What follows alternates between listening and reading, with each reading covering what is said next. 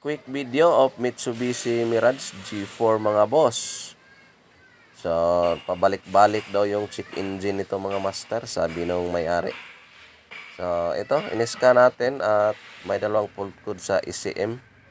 Tuplokin natin at ito yung lumabas. Oxygen sensor front high. So, sa Mitsubishi Mirage mga boss ay isa lang yung oxygen sensor. Kaya, isa lang din yung papalitan natin.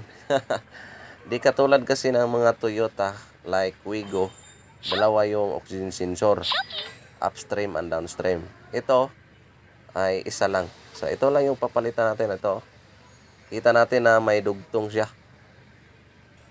So wala na tayong duda mga boss, ito lang yung problema. So tanggalin muna natin para mapalitan natin ng bago. So, ito na mga boss, fast forward tayo, naitabitan natin yung bagong oxygen sensor. At ito naman yung luma. So, start natin. Okay. Check engine light problem. Start. Tudas. Ito lang yung problema. So, may dugtong kasi. Ayan o.